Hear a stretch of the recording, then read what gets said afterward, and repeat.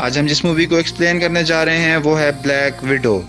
ये वक्त है 1995 का, जब यूएस के ओहियो शहर में नताशा और उसकी बहन एलिना को उसकी माम के साथ डिनर करते हुए दिखाया जाता है। तब वहाँ एलेक्सी आता है जो नताशा और एलिना का बाप है। अपनी वाइफ मेलिना से कहता है कि मैं तुमसे बात करना चाहता हूँ, और मेलिना को एक फ्लॉपी डिस्क देता है जो वो शील्ड के हाथ से चुरा कर लाया था, जिसमें शील्ड की पूरी इन्फॉर्मेशन है। वो अपनी बीवी मेलिना से कहता है कि हमें यहाँ से निकलना होगा। अब ये सारी फैमिली एक प्लेन तक पहुँचते हैं, और इससे पहले कि प्लेन पर बैठते शील्ड के कुछ लोग इन पर हमला कर देते हैं। एलेक्सी अकेले ही इन सब का सामना करता है, जबकि उसकी पूरी फैमिली प्लेन में बैठ चुकी होती है। एलेक्सी एक्चुअली एक सुपर सोल्जर है। वो चलते हुए प्लेन के पंख के साथ चिपक जाता है। तभी उसकी बीवी को गोली लग जाती है और वो अपनी बेटी नताशा को कहती है कि मुझे तुम्हारी मदद ज़रूरत है। नताशा आगे आ जाती है और अपने मॉम की इंस्ट्रक्शन से प्लेन को ऑपरेट करना शुरू करती है, और शील्ड की पूरी टीम को पीछे छोड़कर यहाँ से फ्लाई कर जाते हैं। अगली सुबह ये क्यूबा लैंड करते हैं, जहाँ इनकी मुलाकात जनरल ड्रैकोव से होती है। ये सोवियत आर्म्ड फोर्सेस के हाई रैंक्ड ऑफिसर है, और ये एक प्रोग्राम चलाते हैं जिसका नाम है रेड रूम।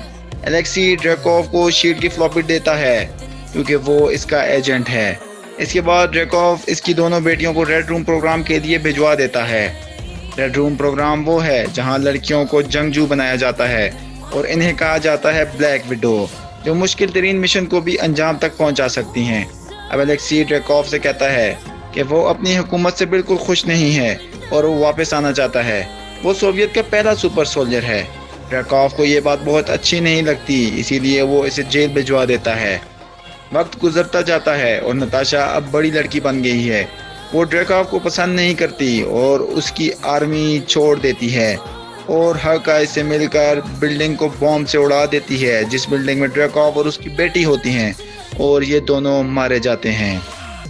अब इस वाक़ये के काफ़ी सालों बाद 2016 में जब ब्लैक पैंथर के अब्बा बॉम्ब ब्लास्ट में मार दिए गए थे, जो सोवियत अकॉर्ड के हामी थे और सब एवेंजर्स का साइन चाहते थे, उस पर नताशा कैप्टन अमेरिका के साइड होती है, इसलिए वो साइन नहीं करती। थेडियस नताशा को पकड़ने के लिए अपनी पूरी टीम ले आता है, पर नताशा उसके हाथ नहीं आती। दूसरी तरफ नताशा की बहन येलिना को दिखाया जाता है, जो किसी को मारने के लिए निशाना लगाए बैठती है। वो जिसे मारना चाहती है वो भी एक ब्लैक विडो थी, लेकिन अब वो रेड रूम टीम छोड़ चुकी है। उसके पास एक बैग होता है। येलिना ये बैग लेने उस तक पहुंच जाती है, लेकिन वो येलिना पर एक ट्यूब से गैस फेंकती है, जिसके बाद येलिना को लगता है कि वो अपने सेंसेस में वापस आ चुकी है। दरअसल इनके माइंड को रेड रूम में कंट्रोल किया जा रहा होता है, जो कि ये एक ट्यूब में भरी रेड गैस से करते हैं। लेकिन येलिना अब अपने कंट्रोल में आ चुकी है। वो अपने पाँव से एक ट्रैकिंग डिवाइस निकालकर फेंक देती है, जिससे कंट्रोल रूम को पता चलता है कि एक और विडो भाग चुकी है, और ये बात ड्रैकोव को भी बताई जाती है। ड्रैकोव अभी भी जिंदा होता है, हालांकि नताशा ने उसे मार दिया था, लेकिन वो अब भी जिंदा है। वो अब येलिना को पकड़ने और एंटीडोट हासिल करने के लिए एक ख़ास प्रोग्राम एक्टिवेट करता है, जिसे कहा जाता है टास्क मास्टर। ये बहुत ख़तरनाक जंगजू है, जो चंद लम्हों में दूसरे की लड़ने की सारी टेक्निक समझकर उसे हरा देता है। नॉर्वे में नताशा को दिखाया जाता है, जो थेडियस और आर्मी से भाग रही होती है। यहाँ उसका एक दोस्त उसे बताता है कि मैं तुम्हारा कोई सामान लाया हूँ, जिसमें वो एंटीडोट वाला बैग भी होता है, जिसे येलिना ने अपने सेंसेस में वापस आई थी। ये बैग भी येलिना ने ही नताशा को भेजा था, पर नताशा उस बैग पर ध्यान नहीं देती और उसे गाड़ी की डिग्गी में फेंक देती है। अब वो गाड़ी लेकर रात को निकलती है और उस पर कोई हमला कर देता है, और ये होता है टास्क मास्टर। यहाँ दोनों के बीच एक तगड़ी फाइट होती है। तभी टास्क मास्टर उस बैग को डिग्गी में देख लेता है। नताशा समझ जाती है कि उसके अंदर कोई ख़ास चीज़ है। हालांकि वो टास्क मास्टर से जीत नहीं सकती, लेकिन वो अपनी चालाकी से एंटीडोट लेकर वहाँ से निकल जाती है। नताशा जब इस बैग को खोलती है तो देखती है कि उसके अंदर उसकी बहन की और उसकी अपनी फ़ोटो है। वो समझ जाती है कि ये बैग उसकी बहन ने भेजा है। अब वो बुदापेस्ट अपनी बहन से मिलने जाती है और उसके बारे में पूछती है, तो येलिना बताती है कि ड्रैकोव हमारे दिमाग को केमिकल से वॉश करता है और इस पर कंट्रोल करता है, और ये केमिकल इस कंट्रोल को ख़त्म करता है और हम ड्रैकोव से हमेशा के लिए आज़ाद हो जाते हैं। येलिना नताशा से कहती है कि तुम एवेंजर्स के साथ मिलकर उन सब ब्लैक विडोज़ की मदद करो, लेकिन नताशा कहती है कि ऐसा नहीं हो सकता। मैंने कई साल पहले ड्रैकोव को ख़त्म कर दिया था और वो रेड रूम भी ख़त्म हो गया था। येलिना कहती है कि वो अभी भी जिंदा है। नताशा एवेंजर्स की मदद नहीं ले सकती क्योंकि सोकोविया अकॉर्ड के बाद एवेंजर्स टीम ख़त्म हो चुकी है। अब इन दोनों पर ब्लैक विडो की टीम का हमला होता है। अब ब्लैक विडो ऊपर से नीचे एक गिरकर जख्मी हो जाती है। नताशा उसकी मदद करना चाहती है। अब दूसरी तरफ ड्रैकोव को दिखाया जाता है जो उस ब्लैक विडो को जान लेने पर मजबूर कर देता है, जो नताशा के सामने बेबस पड़ी होती है। वो अपनी जान दे देती है। अब नताशा और उसकी बहन दोनों यहाँ से भाग जाती हैं। टास्क मास्टर इनका पीछा करता है लेकिन ये दोनों निकल जाती हैं। ये अब फैसला करती हैं कि ये अपने अब्बा को सोकोविया की जेल से छुड़वाएंगी और उस रेड रूम तक पहुंचेंगी जिसका रास्ता कोई भी नहीं जानता, सिर्फ ड्रैकोव को पता है। और ड्रैकोव का पता लगाने के लिए इनके अब्बा का छूटना ज़रूरी है। अब ये हेली से सोकोविया जेल जाती हैं और बड़ी चालाकी से अपने अब्बा को वहां से छुड़ा लेती हैं। अब ये वहां जाते हैं जहां इनकी माँ मेलिना होती है। मेलिना भी रेड रूम से ट्रेनिंग ले चुकी होती है और ये ब्लैक विडो है और ड्रैकोव के लिए काम कर रही है। यहाँ आकर इन्हें ये हकीकत भी पता चल जाती है कि ये दोनों इनकी बेटियां नहीं हैं, बल्कि इनको बचपन में अडॉप्ट किया गया था। मेलिना नताशा को बताती है कि तुम्हारी माँ बहुत ज़िद्दी थी और तुम्हें ढूंढने की बहुत कोशिश कर रही थी, जो ड्रैकोव के लिए ख़तरा बन जाता, जिसकी वजह से तुम्हारी माँ को मार दिया गया था। नताशा अब येलेना को कहती है कि इसमें तुम्हारी कोई गलती नहीं। तुमने कहा था कि जितना दर्द होता है उतना ही बंदा स्ट्रांग हो जाता है। मेलिना अब इन्हें कहती है कि मैंने रेड रूम को इन्फॉर्म कर दिया था कि तुम लोग यहाँ हो, क्योंकि आज भी वो ड्रैकोव के लिए काम करती है। और अगले ही लम्हे यहाँ ड्रैकोव की टीम आ जाती है। अब मेलिना नताशा को बेहोश कर देती है और साथ ही इनके अब्बा को भी। और अब मेलिना इन तीनों को हेलीकॉप्टर से वहाँ से ले जाती है जहाँ ड्रैकोव है।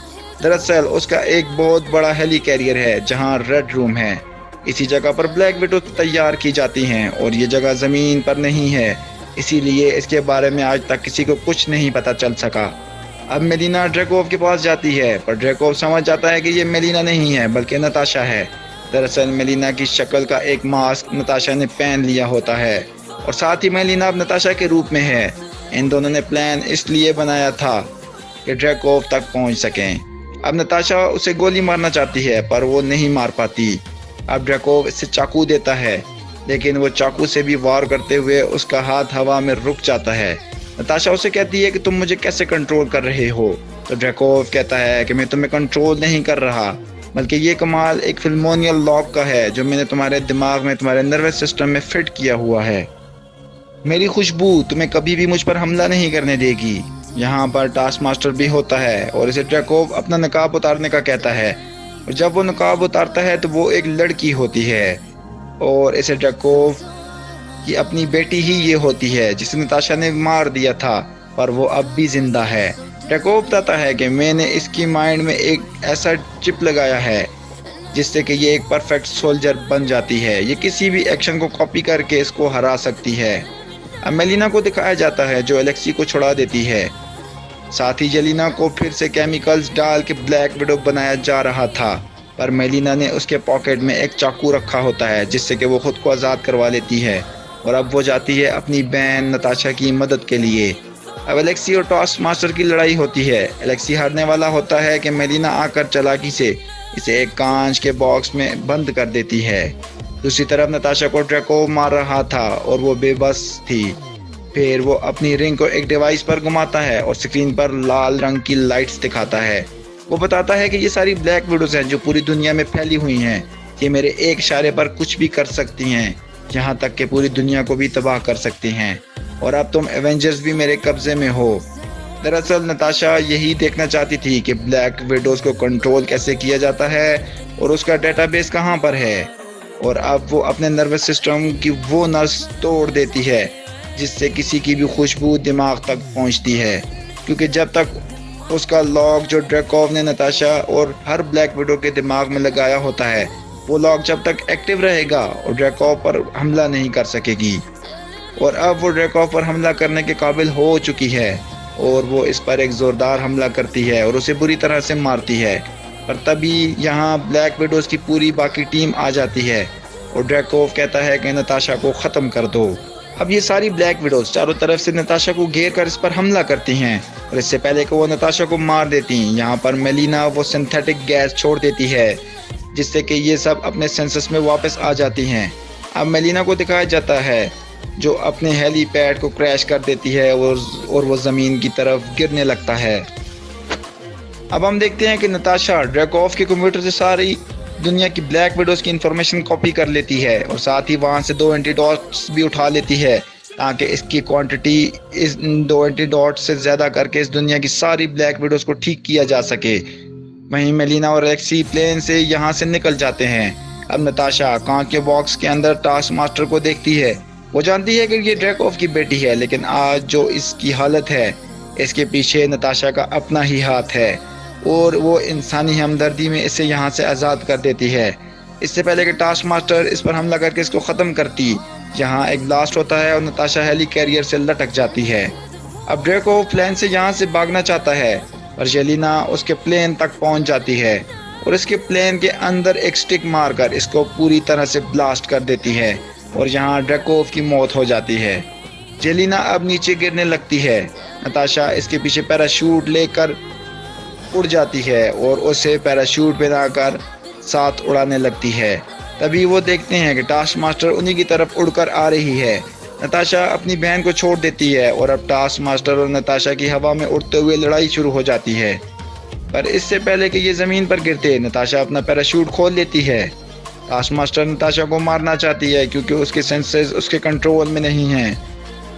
नताशा अब किसी तरह उसका हेलमेट उतार देती है और उसके पास जो एंटीडोट होता है वो उसे टास्क मास्टर के मुंह के आगे ब्लास्ट करके उसे भी अपने सेंसेस में वापस ले आती है, जिससे ड्रैकोव की बेटी टास्क मास्टर ठीक हो जाती है। नताशा उससे माफ़ी भी मांगती है। अब यहाँ जेलिना भी आ जाती है। नताशा जेलिना को ब्लैक विडो की पूरी इंफॉर्मेशन वाली फ्लॉपी डिस्क और वो एंटीडोट्स दे देती है जो उसने वहाँ से उठाई थी और कहती है कि मेलिना इसके जैसी और भी एंटीडोट्स बनाएगी और तुम्हारा काम है कि दुनिया की सारी ब्लैक विडोज़ को ठीक करना है। और अब यहाँ वो सारी ब्लैक विडोज़ आ जाती हैं जिन्होंने इन्हें एंटीडोट्स दिया था। 2 वीक्स के बाद हम देखते हैं कि नताशा के पास उसका वो दोस्त आता है जो हर तरह से उसकी मदद करता है और इस बार वो एक क्विन जेट प्लेन इसे ला कर देता है। इसी के साथ ये मूवी यहाँ पर ख़त्म हो जाती है। हम उम्मीद करते हैं कि आपको हमारी आज की वीडियो ज़रूर पसंद आई होगी। हमारे इस चैनल को सब्सक्राइब कीजिएगा और हमारी हर वीडियो को ज़रूर लाइक कीजिएगा। Thank you for watching.